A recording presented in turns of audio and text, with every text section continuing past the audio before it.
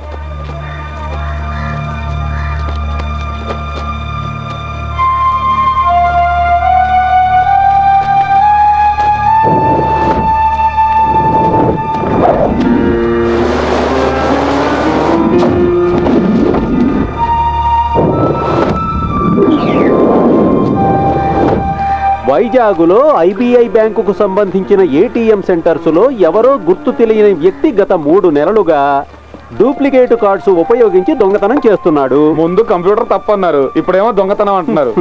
అనుమానం మీద 10 మందిని పోలీసులు అదుపులోకి తీసుకున్నారు. దీనికి సంబంధించిన డీటెయిల్స్ కమిషనర్ ఈ రోజు ప్రెస్కు విడుదల చేస్తారు.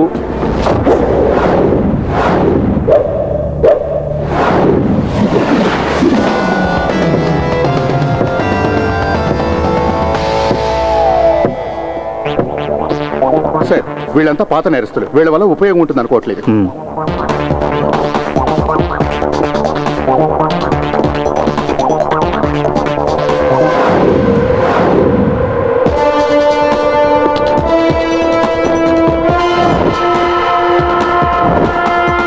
కొటేషన్ తీసుకుంటాడు, వాళ్ళు అడిగిన పని చేసి పెడతాడు. పట్టపగలు హైవే రాబరీస్, చైన్ స్నాచింగ్స్. దొంగ డాక్యుమెంట్స్ పెట్టి లోన్స్ లో కొత్త కార్లు కొంటూ ఉంటాడు. తర్వాత వాటిని అమ్మేస్తూ ఉంటాడు. పిక్ పాకెటింగ్ కూడా చేస్తాడు. క్యాష్ కాదు, ఓన్లీ క్రెడిట్ కార్డ్స్.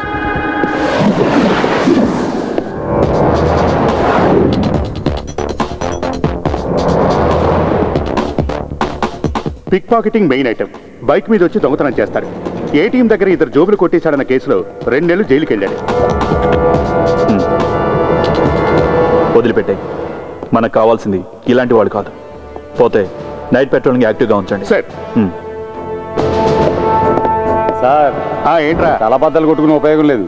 ఇంత హైటెక్ దొంగతనాలు చేసే తెలివితేటలు వైజాగ్లో ఎవరికి లేవు. ఉంటే అమెరికాయలు ఉండేవాడు. చెప్పించాలి, పోండ్రా పోండి.